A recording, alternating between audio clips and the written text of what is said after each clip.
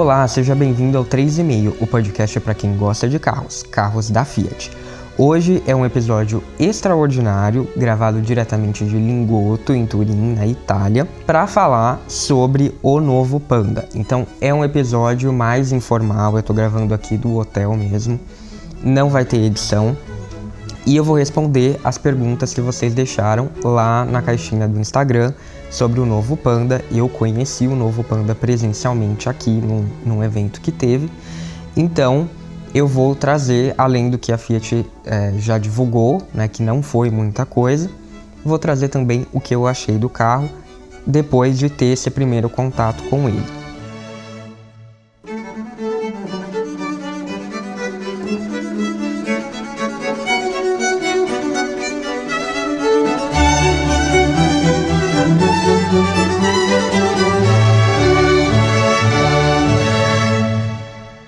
Então, a primeira coisa que eu acho que a gente pode responder é a pergunta do Geraldo Saldanha, que ele deixou lá no Instagram.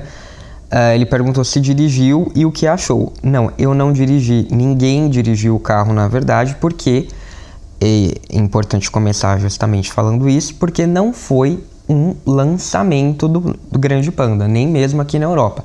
Foi, na verdade, uma apresentação, foi uma pré-apresentação em que as pessoas que estavam aqui puderam entrar no carro, puderam ver o carro, receberam algumas informações, né? Tinha designers da Fiat, tinha pessoas de produto da Fiat falando sobre o carro, mas eram todas informações preliminares. O carro não foi de fato lançado. Isso só vai acontecer no fim deste ano aqui na Europa, que daí sim provavelmente os jornalistas vão poder dirigir o carro, e no Brasil a expectativa é que seja mais ou menos um ano depois, provavelmente em 2026, porque ainda que o carro seja apresentado formalmente este ano, as vendas provavelmente aqui na Europa também só começam em 2025.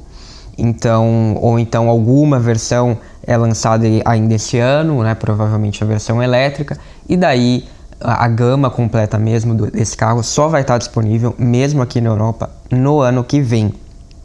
E daí depois de um ano mais ou menos no Brasil.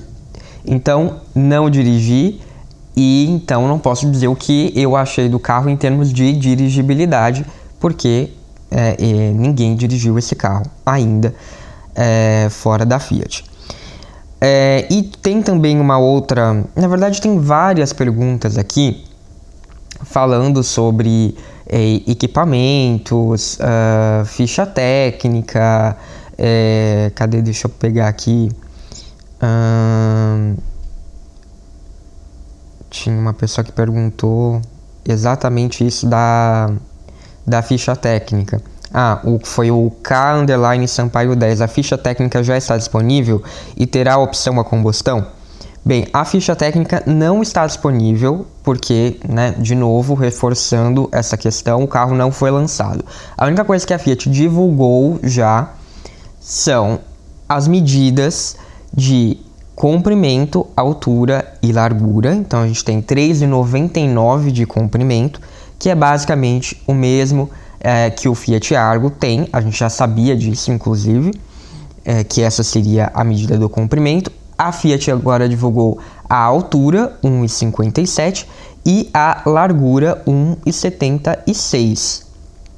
E além disso, a gente tem também algumas outras informações que foram divulgadas agora, que são a medida do porta-malas, 361 litros. Porém, eu devo dizer, assim, eu vi o porta-malas, não me parece que tem 361 litros. Tudo bem, ele é um pouco mais alto e menos profundo, né? Não profundo, mas longo, né? Vamos assim dizer, ele é um porta-malas mais altinho. Mas mesmo assim não me parece ser 361 litros. Eu desconfio que essa medida seja naquela mesma medição que a Fiat do Brasil usa para o Pulse, né? Que é uma medição líquida, né, de todo o compartimento e não aquela feita com blocos, que dá uma ideia um pouco melhor do tamanho. Então, nesse sentido, né, para efeito de comparação, o porta-malas do Pulse teria 370 litros. Então, eu acho que é mais ou menos realmente o mesmo tamanho de um porta-malas do Argo. Porém, né, o Argo oficialmente ele tem 310 litros, né, de capacidade no porta-malas. Desculpa, 300 litros. Então, eu acho que assim, o Pulse ele deve ter ele tem o Argo tem 300 litros na medição normal, né? O Pulse tem 370 na medição que é essa medição volumétrica, né? Então, eu diria que o porta-malas do Pulse deve ter uns 310, 320 litros. E basicamente, então, esse grande Panda deve ter uns 300 litros, assim como o Argo. Porém, com essa diferença. O formato do porta-malas, do Argo, ele é um pouco mais bem distribuído. O do Panda, ele é um pouco mais alto. Então, tem essa diferença na hora de transportar alguma coisa, né? Você vai ter que empilhar coisas no caso do Panda, enquanto no caso do Argo, não. Você tem uma coisa um pouco mais ampla. Então, comparando também a altura e largura com o Argo, a gente tem no Argo 1,53,9, né? Então 1,54, vamos arredondar, de altura no Argo, contra 1,57. Então, aqui o Panda ele é realmente um pouco mais alto. E em termos de largura, o Argo tem 1,75, o Panda tem 1,76. Então, em termos de porte, ele é muito parecido com o Argo. Só que tem uma diferença que é por conta do design em si, né? Porque o Argo ele tem um design um pouco mais baixo, mais natural de hatch, mais curvilíneo, e o Panda ele é mais quadradão, então dá uma impressão diferente quando você vê o carro, mas em termos de porte é realmente muito similar. E a gente precisa levar em consideração que isso daqui são números que podem ser ligeiramente... E a gente tem que levar em consideração que isso daqui são números que podem ser ligeiramente alterados no Brasil por conta de diferenças na suspensão, né? Alguma peça ou outra diferente, um componente diferente. Então, essas são as medidas oficiais do carro europeu. Eu acredito que em termos de comprimento não vai mudar muita coisa no Brasil, mas pode ser que mude uma coisinha ou outra, sim. A gente precisa ver depois no carro brasileiro. E outra informação que a Fiat divulgou oficialmente é que existe 13 litros de porta-objetos no interior do carro. Bem, ainda nesse sentido, a gente tem também uma pergunta aqui falando das cores, que eu acho que é do Uno Ítalo Diana. Ele perguntou cores. Já temos? Sim. Temos cor, assim, temos na Europa, né? Não sei como vai chegar no Brasil. Mas aqui na Europa serão 7 cores. Vai ter branco, preto, vermelho, verde, que é um verde menta, né? Uma coisa meio pastel. A gente vai ter também um azul, que é um azul que lembra um pouco o azul Amalfi do Pulse. É um azul metálico, um pouco mais... acinzentado, mas um pouco mais claro que o do Pulse. Vai ter um marrom também, e vai ter aquele amarelo, né, que é o carro do comercial, tá? O marrom e o amarelo são os carros, são as cores de lançamento aqui do carro, né? Porém, e aqui entra uma questão, né? Eu conversei com pessoas aqui, né? Não posso falar quem são, e perguntei justamente isso, será que as cores vão ir para o Brasil? Eles falaram, não sei, não sabemos, né? Isso é uma decisão realmente aqui do pessoal brasileiro, aqui não, né? Aí do pessoal, né? Porque eu tô gravando na Itália, aí do pessoal do Brasil. Então, provavelmente a gente vai ter pelo menos algum cinza, né? Eu gostaria que tivesse algum tom colorido, mas não sei, vamos ver. E uma outra informação também oficial que foi divulgado é que o carro vai ter 320 km de autonomia na versão elétrica, isso em ciclo misto combinado. Pode ser que mude, porque ainda está em processo de homologação, mas esse é o número que a Fiat divulgou atualmente. 320 km não é muito, ainda mais considerando que é um número bastante técnico e que geralmente os carros na prática não alcançam essa autonomia divulgada, né? Porque é uma estimativa muito otimista, né? Apesar de ser um padrão adotado aqui na Europa. Então, vamos ver, 320 km é também mais ou menos a autonomia de um Fiat Cinquecento elétrico, que é o mesmo que a gente tem aí no Brasil. Então, só para ter um parâmetro, a gente sabe que não vai chegar a 320 km. Na cidade, talvez um pouco mais, na estrada, capaz de ficar aí na média entre uns 100 e 150 km de autonomia. Bem, vamos então para outra pergunta. Como é a versão de entrada? O Júlio Andraschi perguntou. Também não sabemos, porque a gente não viu. Todas as versões que estavam disponíveis aqui eram as versões topo de linha, obviamente. Então, é um carro super legal, super bacana, mas de fato a gente tem que ver a versão de entrada. A gente viu já algumas fotos que foram feitas, mas eu acredito que aquele visual, aquela versão de entrada, ela vai ser uma coisa bem para a Europa. Acredito que no Brasil a Fiat não vai lançar uma versão de entrada com aquela cara, ainda mais considerando que a marca tem um certo pavor de associar, pelas informações que eu vi até agora, um certo pavor de associar esse carro novo a carros do passado como o Uno. Então, eu acho que aquele visual que faz referência ao Uno e ao Panda dos anos 80 é uma estratégia muito da Fiat aqui da Europa, que talvez a gente não veja tanto no Brasil. Bem, vamos para outra pergunta agora. Será a nova identidade da Fiat? O L Barros _S perguntou. Sim, será a nova identidade da Fiat para carros globais, tá? Porque a Fiat, o CEO da Fiat, Olivier François, ele declarou o seguinte, né, que a Fiat vai ter duas estratégias, como ela já faz há algum tempo na Europa, né? Eles só mudaram um pouco a nomenclatura. São duas linhas diferentes. Então você tem a linha da Fiat icônica, que é a linha Cinquecento. Então a gente tem Cinquecento, Topolino, Seicento, né? Que é uma coisa mais fashion, uma coisa mais estética, uma coisa retrô e também com uma pegada um pouco mais premium, vamos assim dizer, né? Não é premium, mas em relação a outra Fiat que vai existir, é um pouco mais premium.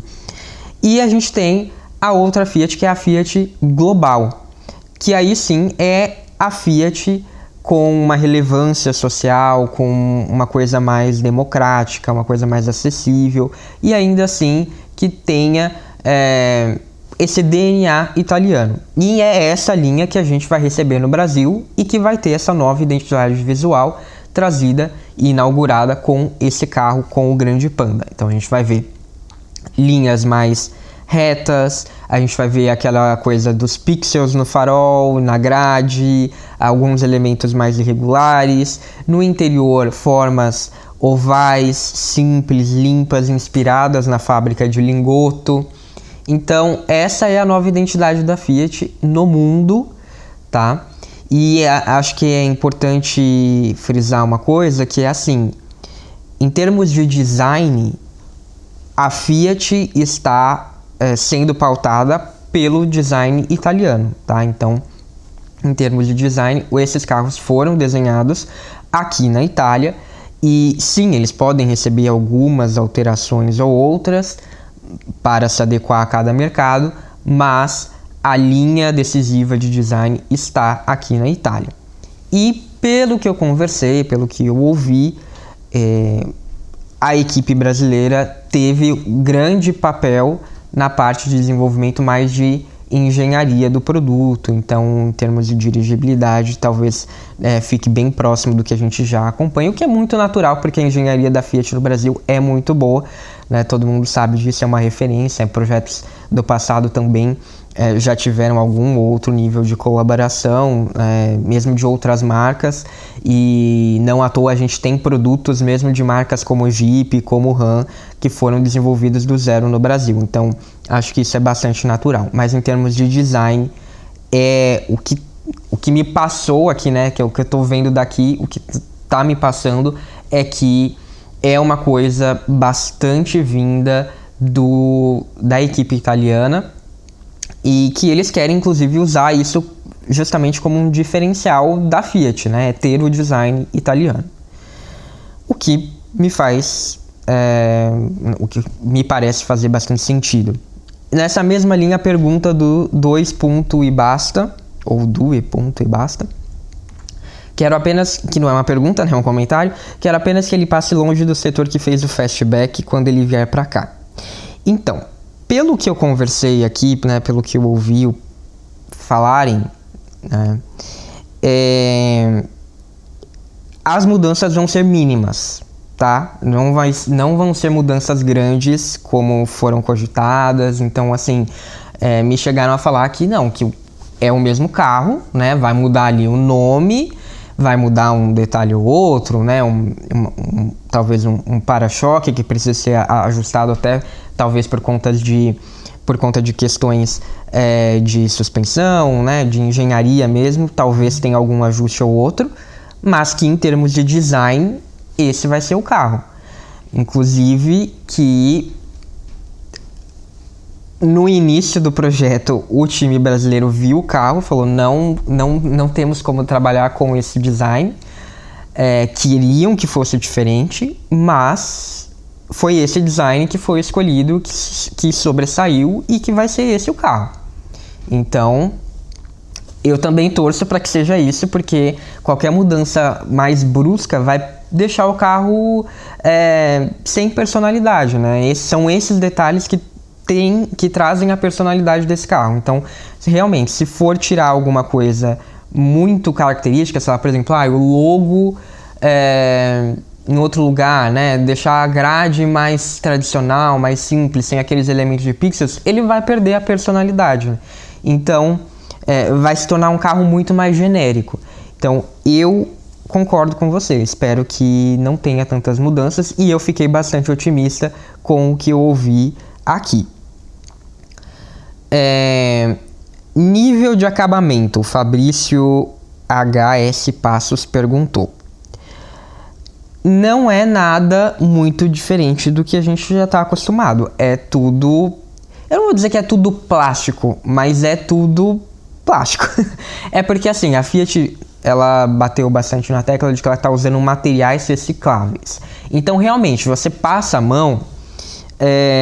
não parece aquele plástico tradicional. Parece uma coisa diferente mesmo.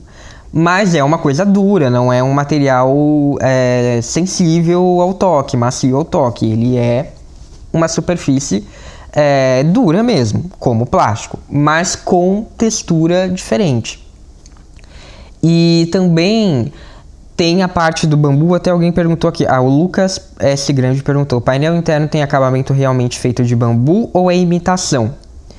Então, a gente só viu a versão topo de linha. Na versão topo de linha, o que a Fiat diz é que ele tem estilo de bambu.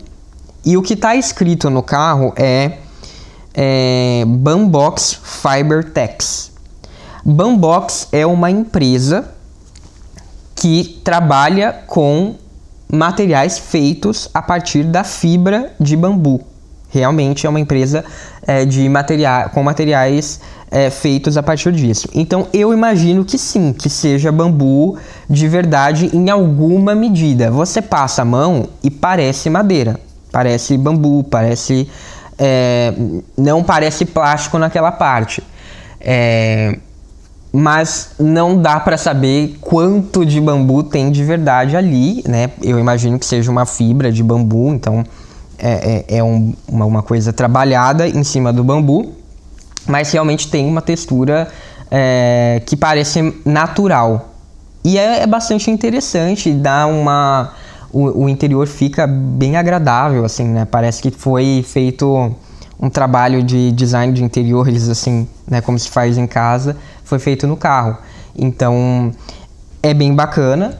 E tem várias cores, né? O carro tem... As portas são meio azuladas, então você tem o bambu no painel, tem uma parte mais clara, tem detalhes em verde, tem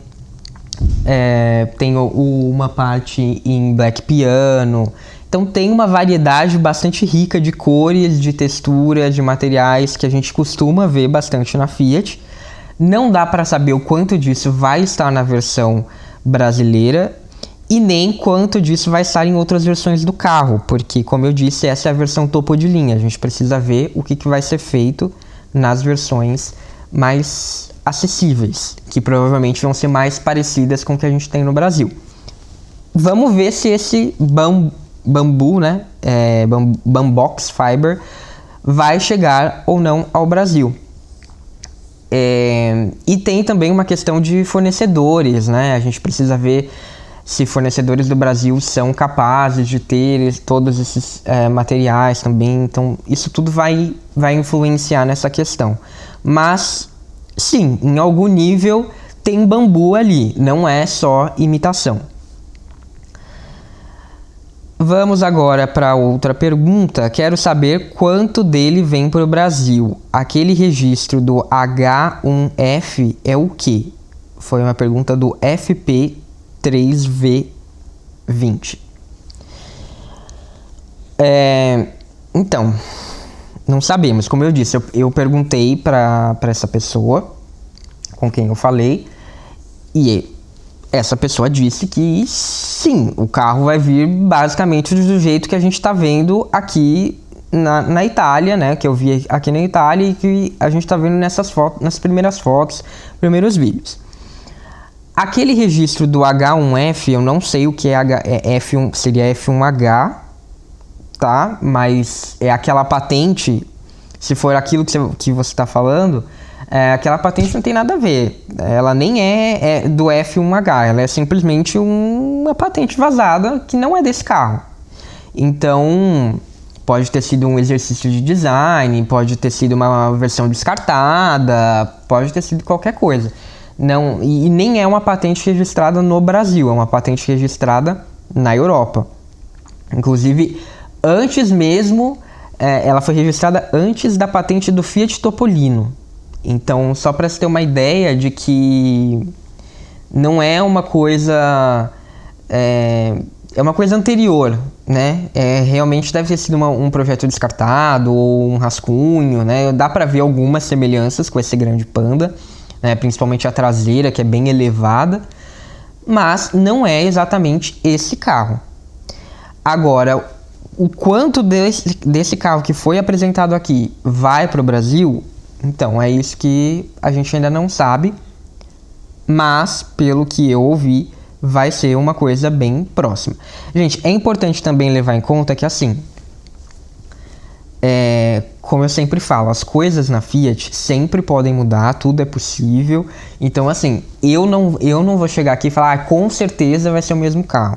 Tá? Ainda mais porque conversei... com uma pessoa X, de uma área X, uma pessoa X, de outra área X, não quer dizer que eles tenham uma visão completa do projeto, tá? Porque eles têm ali, pelo que eu entendo, né, a Stellantis trabalha muito, a área faz um projeto X, entrega esse projeto e depois vai para outra área. Então, assim, não é todo mundo, né, sei lá, não é um engenheiro, não é um designer que tem uma visão completa do projeto. Então pode ser que algo mude, pode ser que ele tenha visto uma parte, mas não saiba de outra. Então não posso chegar aqui e falar para você, com certeza vai ser assim, com base no que eu sei ou com base no que eu ouvi. Então, isso daqui tudo que vocês estão ouvindo é algo, né, é um indício, não quer dizer que realmente vai ser assim. A gente precisa esperar ser lançado para saber. Inclusive, o José Pandação perguntou, mandou um comentário: deveria ser chamada de Fiat Uno.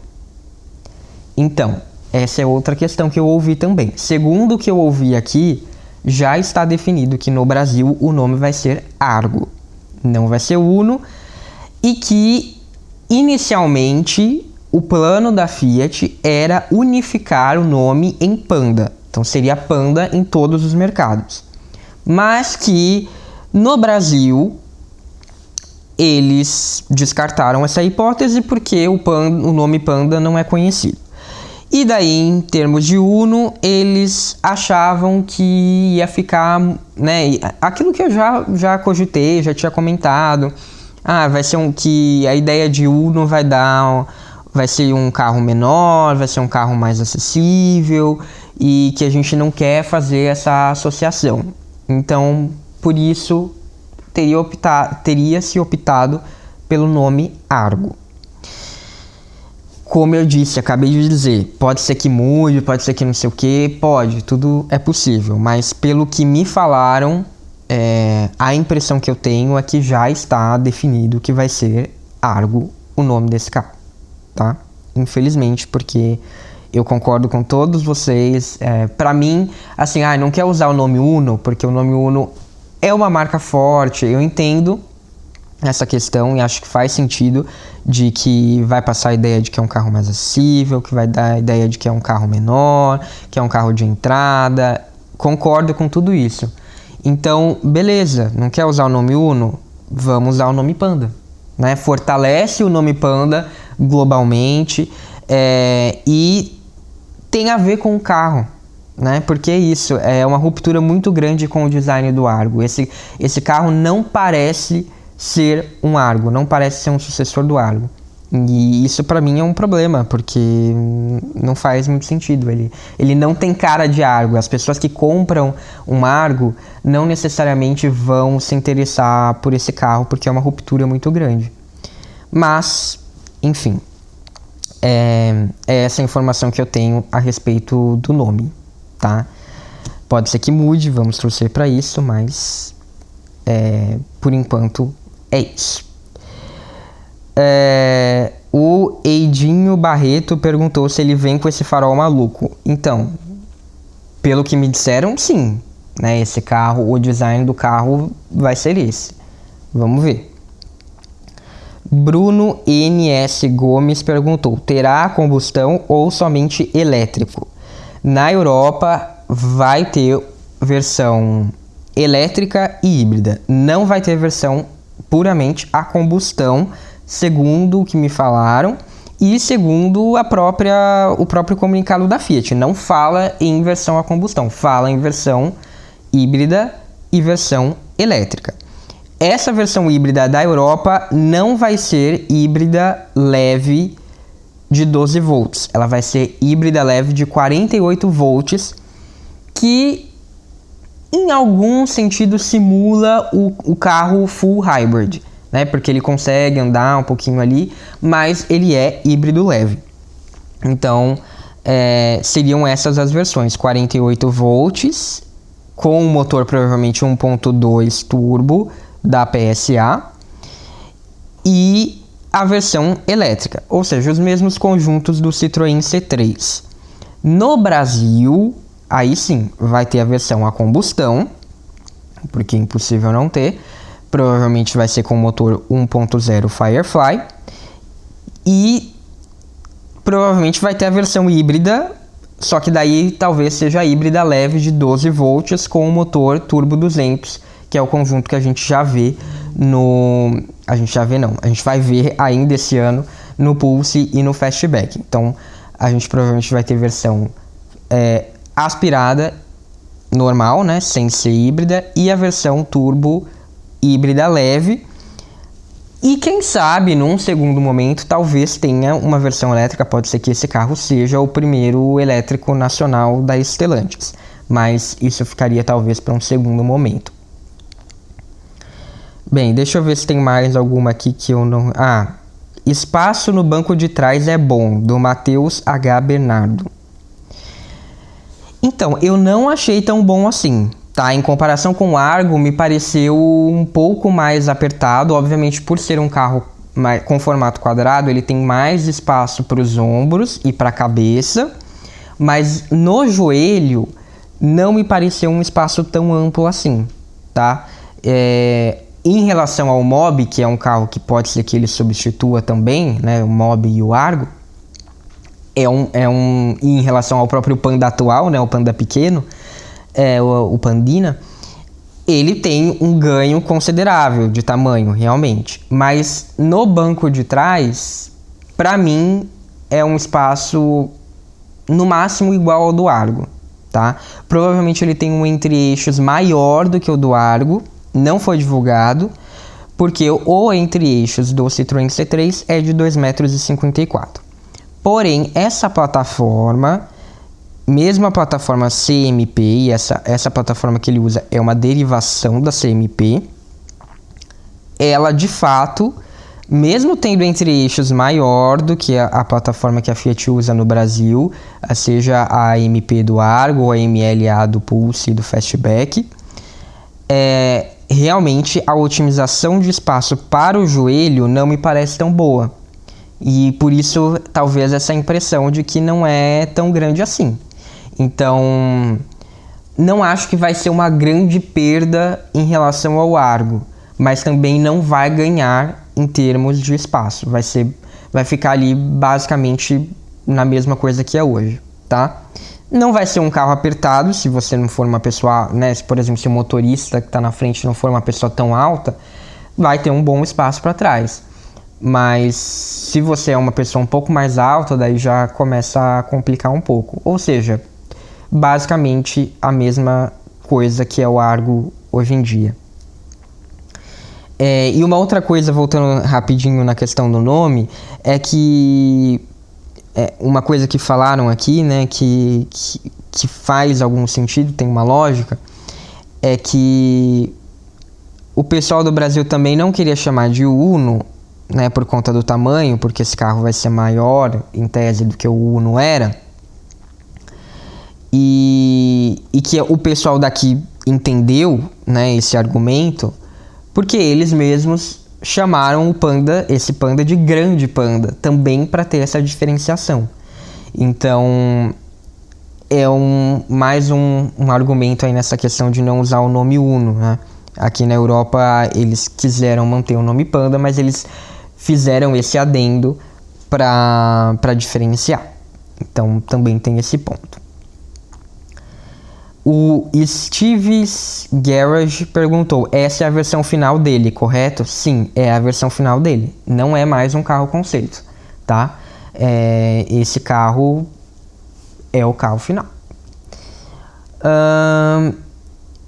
O Pedro Estevão perguntou: o CEO da Fiat comentou algo de que ele será praticamente parecido aqui no Brasil em visual externo? Então, é isso que eu falei. O CEO em si não falou, né? Essa informação que eu trouxe é uma informação que eu ouvi aqui de bastidor, tá? Não é o CEO da Fiat falando. O que o CEO da Fiat falou é que os carros serão globais, que o design vai ser italiano, mas que existe espaço para adequações locais, sejam elas no nome ou no design ou em algum ajuste, né? A Fiat ela quer fazer essa transição para uma linha global, mas ela não quer perder e ela sabe que é importante ter a relevância local. Então os produtos terão ajustes locais para que eles possam continuar tendo as relevâncias que os produtos atuais têm localmente, né? Tipo ou Egea na Turquia, Panda na Europa, Strada no Brasil. Então essa linha nova vai ter que se adequar aos gostos particulares de cada um desses países. O Bona Anderson perguntou: preços das versões? Não temos. A única coisa que a Fiat falou é que a versão elétrica vai custar menos de 25 mil euros na Europa. O que é, né, um patamar bastante desejado, mas que assim, hoje em dia já tem alguns carros, né, o próprio Citroën C3 custa menos que 25 mil euros na versão elétrica aqui na Europa. Então, é basicamente a mesma lógica, mas a gente ainda não tem preços oficiais, tá? Essa é a única informação em relação a termos de preços. Bem, o Nairiel perguntou algumas coisas aqui. Comparações com o Pulse, tecnologia e segurança embarcadas, número de airbags, versões, nome das versões, cores, etc. Comparando com outros carros, novo Y, Alfa Romeo Júnior, Pulse, C3, europeu e brasileiro, 500E, 600E, etc. Comparando em quesito de itens tecnológicos, segurança e medidas no caso. Bem, como eu falei, a gente ainda não tem ficha técnica, a gente ainda não tem todas essas informações, número de airbags. Assim, provavelmente são 6 aqui na Europa, mas a gente ainda não tem oficialmente em quantas versões, né, qual que vai ser o item de série em todos os carros, em todas as versões. Nome de versão também a gente não tem, a única coisa que a gente tem é que o Panda elétrico tem um E ali no final, então seria Panda E, né, assim, é a única coisa que dá pra ver do carro, mas em nome de versão não tem. O número de airbags, como eu falei, essas versões as que foram mostradas são as versões topo de linha, então obviamente elas têm todos os airbags possíveis. Cores eu já falei. Comparando com outros carros, bem, novo Y e Alfa Romeo Júnior são outros segmentos, né? São carros premium. O que dá para dizer assim é que ele me pareceu um carro coeso em termos de design, mesmo usando, né, e esse é um ponto que daí já entra em uma questão mais pessoal, de opinião minha. Sim, ele tem componentes em comum com Citroën, com Peugeot, né? Tem retrovisor, tem maçaneta, tem botões do ar-condicionado, tem joystick do câmbio, né? Seletor ali do câmbio. Sim, tem a luz, né? O interruptor das luzes. Tudo isso é em comum com carros de Peugeot, Citroën e agora também, né, Avenger, Alfa Romeo, Y, enfim. Coluna A igual, para-brisa igual, retrovisor externo igual, sim. Só que eu acho que é importante que, né, até esse ponto que você trouxe, né, Y e Alfa Romeo Júnior. Porque o Y, ele também tem tem esses pontos em comum e ele é, a meu ver, um exemplo de um bom rebadge, né? Ele pegou o 208, fez um rebadge legal, ficou bonito, ficou agradável, ok. Alfa Romeo Júnior, ele não é exatamente 100% um rebadge, né? Ele talvez ele seja ele é um derivado, ele fica ali no meio termo entre um derivado e um rebadge do Jeep Avenger e do 600E. Mas ele tem algumas coisas ali que deixa ele estranho, entendeu? Justamente nesses elementos que são compartilhados.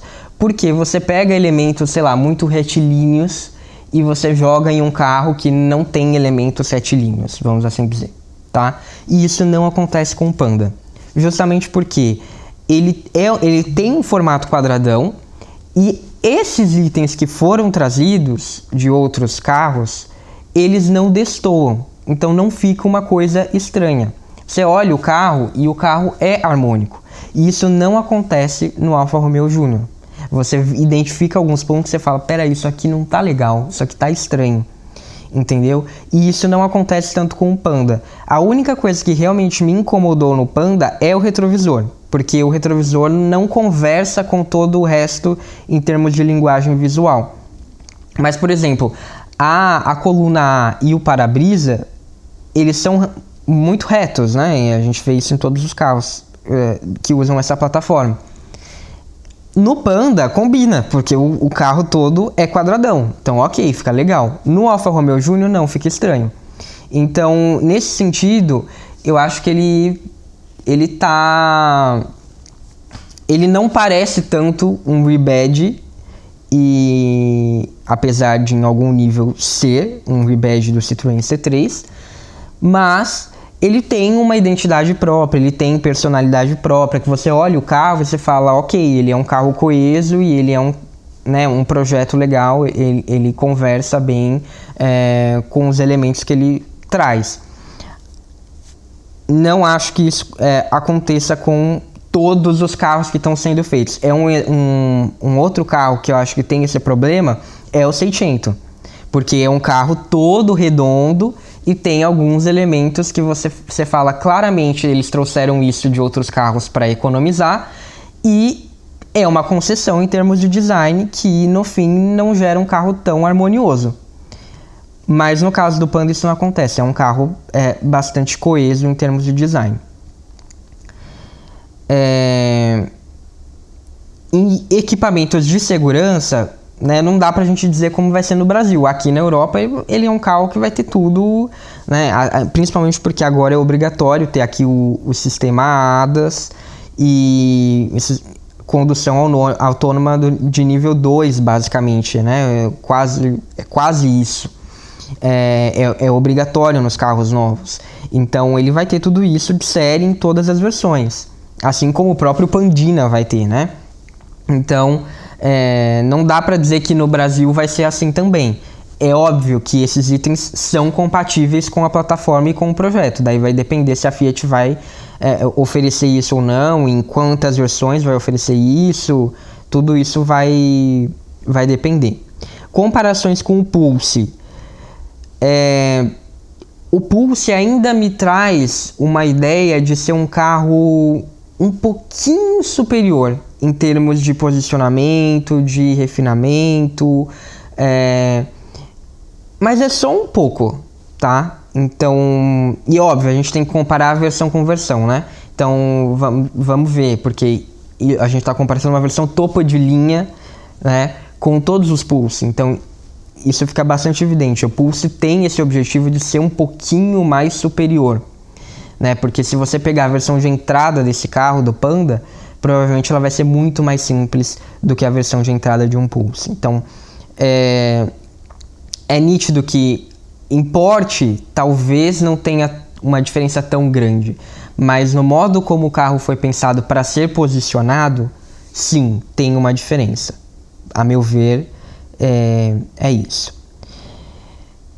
E por fim, o Gitsi Souza perguntou quais as impressões sobre ele, como acha que ele vai chegar no Brasil para agradar. Então, acho que sobre as impressões eu já falei um pouco. Um medo que eu tinha era que ele não tivesse cara de Fiat, mas sim, ele tem cara de Fiat, ele tem cara daquele design carismático, né, que faz você sorrir, que tem referências à marca, né? Então você abre a tampa do porta-malas, tem lá em cima, tá escrito assim, tchau. Então tem esses detalhes, esse cuidado com os detalhes, né? Tem o logo da Fiat nas portas, né, grandão. Tem as referências a lingoto ali, tanto no painel quanto no console central. Tem as cores, tem esse nível, né, esse cuidado com os detalhes que é característico da Fiat. E externamente também tem muitas referências, né? A Fiat Flag aparece em vários lugares. E é isso. Por mais que ele use peças que eu acho que é natural, tá, gente? Mesmo uma coisa é você ter um rebadge, de fato, que eu critico, e outra coisa é você ter o compartilhamento de peças. Compartilhamento de peças é inevitável, tá? E isso acontecia mesmo na época da FCA, né? Sempre vai acontecer quando tem um grupo, né? Se você pega um Cinquecento X e um Renegade, eles não se parecem, mas eles têm coisas em comum, né? Botão do vidro é igual, né? Botão do ar-condicionado, um Alfa Romeo tem botão, né? Um Giulietta tem botão de ar-condicionado igual ao do Cinquecento X. Então, sim, isso é inevitável, isso acontece. Eu acho que o importante aqui é que você entra no carro, você vê o carro e você não fica com a impressão de estar em um C3, tá? Isso, apesar do compartilhamento de peças, isso não acontece, e isso era um medo que eu tinha, tá? Então, tanto por fora quanto por dentro, sim, você vê coisas que são em comum, mas, no geral, você sente que você está em um carro diferente. Agora, vamos ver em termos de dirigibilidade como que vai ser, tá? Se a Fiat vai diferenciar bem ou não um do outro, não sei. Mas, em geral, a minha impressão do carro é positiva porque eu tinha esse medo de que ele parecesse simplesmente um rebadge. E acho que a Fiat conseguiu esconder isso muito bem, né? Ela, de fato, né, em algum nível ele é um rebadge, porque existem vários níveis, né? No sentido de que, sim, você consegue ver algumas coisas que você fala, pô, isso daqui é o C3, né? E quando você olha um 500X e um Renegade, não dá para você ver essa diferença, é uma diferença muito grande. Então, 500X e Renegade são carros diferentes, feitos na mesma plataforma, com alguns componentes em comum, ok. Citroën C3 e Fiat Panda, Fiat Grande Panda, eu não diria que está nesse mesmo nível, mas também não está no mesmo nível de, sei lá, de uma Titano e uma Landtrek, né? Ele, nesse sentido, ele está muito mais próximo de 500X e Renegade do que de Landtrek e Titano. Não é um rebadge porco, não. É um carro que, sim, eles pegaram a plataforma, sim, eles pegaram componentes que eles precisavam usar para reduzir custos, mas eles falaram, não, vamos pegar e vamos fazer isso aqui parecer um carro da Fiat o quanto for possível. E a minha crítica que eu fiz, acho que na temporada anterior, ao 600E, né, para não parecer que eu sou incoerente, é porque isso não fica, ele não tem tanto essa cara. Porque a minha hipótese é que o 600E foi feito o mais rápido possível. A gente precisa de um carro novo, a gente precisa usar essa plataforma, vamos fazer o que dá para fazer nesse tempo. Então, você consegue ver muito essas questões assim, tipo, isso daqui não tá legal, não me parece Fiat, sabe? Nesses detalhes, sabe? O plástico, você olha o plástico, parece plástico de Peugeot, não parece plástico de Fiat, né? Então sim, eles tentaram trazer coisas, né? Sei lá, o desenho do painel, tá? Mas em outros sentidos, você consegue ver muito ali um carro que não parece Fiat ou que teve que fazer uma concessão ali em termos de estéticos para usar tal coisa, tal elemento, e que não acontece aqui no Panda. Aqui no Panda a gente vê que a Fiat conseguiu trabalhar mais para deixar o carro com a cara dela, o que não acontece tanto no 600E. E era justamente esse o ponto quando eu fiz aquele episódio, né? Era falar, olha, tudo bem, se o 600E foi esse caso, né? Esse caso de fazer um carro rápido e que seja assim, só porque eles precisavam que fosse daquele jeito rápido, ok, beleza. Não dá pra Fiat fazer isso em todos os carros. E eu acho que o Panda mostra que, tendo mais tempo para trabalhar esse carro, a Fiat conseguiu deixar com a cara dela. E isso é muito mais perceptível no Panda do que no 600E, infelizmente. Bom, gente, a ideia era ter feito um episódio rápido de 30 minutos. No fim eu acabei aqui, ó, já tá passando dos 50. Então eu tô finalizando. Eu acho que eu respondi a maioria das perguntas e também trouxe algum ponto de vista meu. Mas vocês podem continuar mandando dúvidas, né? Se for preciso, depois eu faço mais um episódio ou faço alguma outra coisa. E enfim, acho que no final é uma impressão bastante positiva sobre esse Panda. Vamos ver como que ele vai chegar no Brasil, como Argo provavelmente, e o que a Fiat vai manter ou não. Mas eu estou esperançoso. Eu acho que deu bom aqui na Europa, Então, tô torcendo para que dê bom também no Brasil. E é isso, muito obrigado, um abraço para você e até a próxima, ou no @3,5podcast nas redes sociais.